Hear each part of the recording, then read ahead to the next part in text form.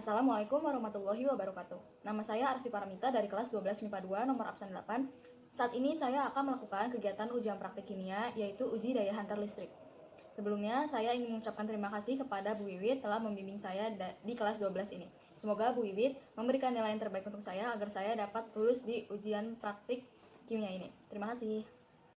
Tujuan praktikum untuk mengetahui larutan yang dapat menghantarkan arus listrik dan larutan yang tidak dapat menghantarkan arus listrik.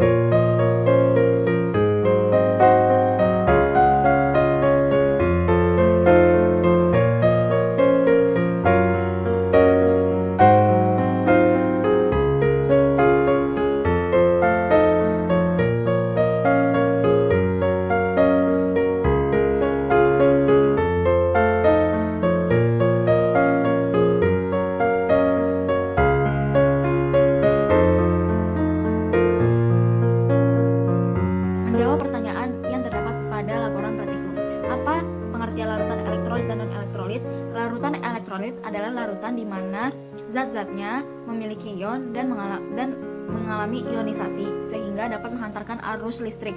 Lalu untuk larutan non-elektrolit adalah larutan di mana zat-zatnya tidak mengalami ionisasi sehingga tidak dapat menghantarkan arus listrik. Nomor 2, mengapa larutan bersifat elektrolit dan ada yang bersifat non-elektrolit? Karena untuk larutan elektrolit itu zat-zatnya terdapat ion-ion yang mengalami ionisasi. Nah, dan pada larutan non-elektrolit tidak ada ion-ion yang mengalami ionisasi sehingga tidak dapat menghantarkan listrik. Tulislah reaksi ionisasi jika dapat terionisasi dalam air dari NaCl, CH3COOH, NaOH, C6H12O6.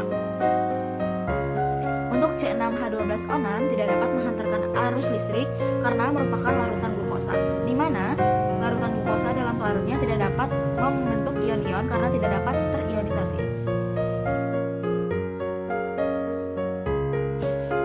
Analisis hasil pengamatan dari kegiatan ujian praktek yang telah dilakukan tadi, pada air garam memiliki banyak gelembung di sekitar elektrodanya dan lampunya menyala dengan sangat terang. Lalu untuk air cuka, gelembung pada sekitar elektrodanya sedikit, namun lampunya saat pakunya dimasukkan ke dalam air tidak menyala, namun pakunya didekatkan ke dalam saat pakunya didekatkan di dalam air menyala. Lalu untuk air gula, gelembungnya sangat sedikit. Dan sama seperti air cuka, saat pakunya dicelupkan saja ke dalam larutannya tidak menyala. Saat didekatkan dengan pakunya satu sama lain, lampunya menyala dengan terang. Lalu untuk air sumur, tidak ada gelembung di sekitar elektrodanya dan airnya tidak menyala. Lalu untuk air sabun, gelembungnya lumayan banyak, sama seperti air cuka dan air gula, bahwa saat pakunya hanya dicelupkan tidak menyala, dan tetapi saat didekatkan menyala. Untuk kesimpulan pada ujian praktek kali ini, larutan elektrolit kuat adalah larutan air garam. Larutan elektrolit lemah adalah larutan air cuka, air gula, dan air sabun. Dan larutan non-elektrolit adalah air sumur. Sekian ujian praktek yang dapat saya lakukan. Kurang lebihnya mohon maaf. Wassalamualaikum warahmatullahi wabarakatuh.